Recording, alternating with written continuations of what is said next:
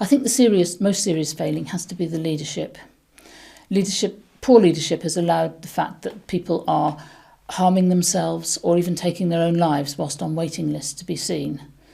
The waiting lists are such that people are not being urgently seen as the referrer has asked. The GPs are asking for people to be seen within 48 hours, and those referrals are being downgraded far too often so that the person has to wait for maybe up to 28 days for only a phone call. During that time, they're in great need and great distress, and they need help and they're not getting it. So sometimes in the case that maybe emergency cases are actually downgraded to routine? Absolutely. They're being downgraded so that they're just not being seen, and they're getting a phone call maybe only 28 days later, despite perhaps then phoning and not getting any help. And that's a tremendous worry for the people of Norfolk and Suffolk. And what about the fact that you've now inspected it 3 times, it's inadequate every time, and the recommendations that you put forward in 2014 still haven't been acted on? Well, that's our main concern. Our concern is that the Trust isn't acting quickly enough or in a sustainable way to make a real difference to the services that they provide. They've had an improvement director in for a year now, and previously they had an improvement director for a further year. And whilst that's made some improvements in some ways, it's not fast enough or deep enough to make a difference for real improvement. So for users of mental health services in Norfolk and Suffolk, I mean, how worried should they be about the service that's on their doorstep?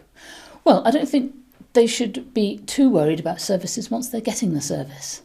People often say that the services that they're getting is very compassionate, it's very caring, and it's very helpful. The real problem is getting into the service. Once they're getting the service, services seem to be offering what people need.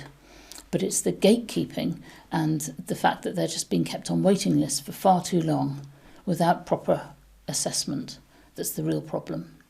You say it's a failing of leadership. What impact do you think the fact is that it's in the national spotlight for all the wrong reasons? What effect do you think this may have on staff at the Trust? I think if a trust goes into special measures, it inevitably means that people are a bit wary about applying for jobs. However, there is a new director of nursing that's just started this week. I've spoken with her.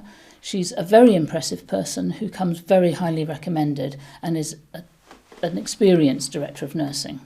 We're hoping that she will start to make those improvements and get down to the areas that need the most help and to put that in place. The chair has now left and there will be a new chair appointed very shortly. So we're hoping again that new leadership will bring some fresh air and some talent into the organisation. And the fact that the chair stepped down just a few days before the report came out, and what do you think about that? Well, he was coming to the end of his term and he was due to go very shortly anyway. And I think this is a recognition that it's gone into special measures again on his watch.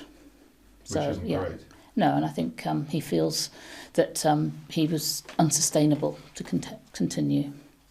And Julie, do you think the Care Quality Commission has the teeth to actually do something about this? Because you've made these recommendations in the past, they've still not been acted upon. People are going to say, well, why is it not happening? Yes, our role is to inspect and to report and to make recommendations. The job of improvement sits with NHS Improvement, and they're the ones that put trusts into special measures. We only recommend it.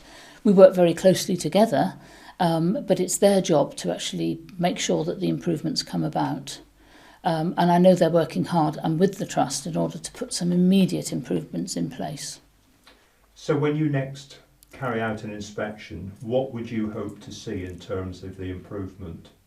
I would hope to see that the staffing levels have improved slightly. I would hope to see that the waiting lists have reduced significantly, and I expect to see that the triage system whereby people are being downgraded to routine referrals from urgent and emergency referrals is acting as it should be, so that people who need to be seen as an emergency or in an urgent situation get the help they need right away. You talk about the staffing levels. Do you fear that perhaps staff will be discouraged from joining the trust because they see these really unfortunate headlines? I think it's a danger.